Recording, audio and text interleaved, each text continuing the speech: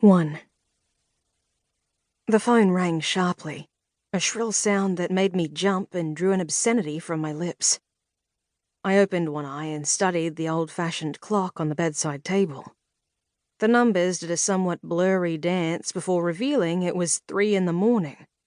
I'd been asleep for a whole 2 hours. The warm body lying next to me echoed my obscenity as he groped for the phone.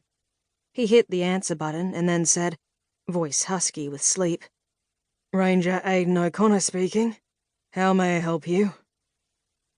Though I couldn't make out exactly what was being said, I could hear the woman's tone. It was shrill, horror-filled. I turned and peered over Aiden's bare shoulder. The number displayed on the screen was the ranger station's. It had been diverted to Aiden's phone because he was on call for the next couple of nights.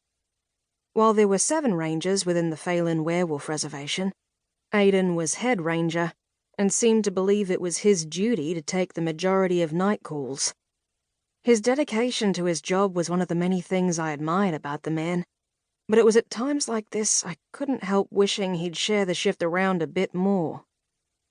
Of course, it wouldn't be such a problem if the two of us actually went to sleep at a sensible hour. "Miss Jenkins, you need to calm down." The woman's screech was so loud that even I heard it, and it had Aiden yanking the phone away from his ear. "Don't tell me to fucking calm down," she said. "I've just walked into the house to discover my goddamn boyfriend is dead." "I heard, Miss Jenkins," he said patiently, "but I can't do anything until you give me your address." She rattled it off and then said, "Do you think it'll be safe for me to remain here?" Aiden hesitated. "Have you a neighbor you could go to, just in case?" "Yes. I'm sure Mrs. Potts won't mind." I wondered if her Mrs. Potts was the same one who'd founded the Castle Rock Gossip Brigade. They'd recently declared the cafe I owned and ran with my best friend and fellow witch, Belle Kent, their venue of choice, after I'd helped Mrs. Potts find her errant husband, and, in the process, 2 grandchildren she never thought she'd have. If it was the same woman, then I was sure she wouldn't mind looking after the fraught Miss Jenkins, if only because it would give the brigade something juicy to ruminate over. "I'll have someone there in 10 minutes, Aiden said. "You can't get here any sooner?" "I'm sorry, no." She grunted and hung up. Aiden immediately dialed both Byron, who lived closest to Castle Rock, and then his sister, Kiara, who was the reservation's coroner. Once both were organized, he turned, gathered me in his warm arms, and kissed me. "I think you'd better get dressed." I blinked. "Why? From what I heard, it's a simple murder, except it may not be." She mentioned bite marks, so we're either dealing with a murderer with a weird fetish, or we have another vampire on our hands.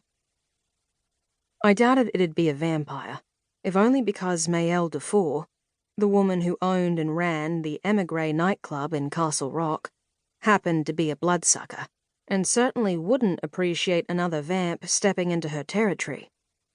While she'd promised the council not to take blood from the unwilling in exchange for secrecy about her presence within the reservation, it was a promise that wouldn't hold if another vampire had set up shop here. Vamps did not like competition.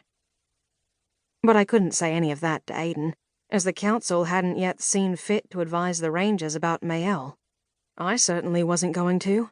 I'd promised not to, and there was no way known I'd go back on that. The bitch was scary. I never thought I'd say this, but I'll be glad when the new witch gets here. At least he'll be in charge of all supernatural investigations, and I might be able to get some solid sleep. Which didn't mean I wouldn't be involved.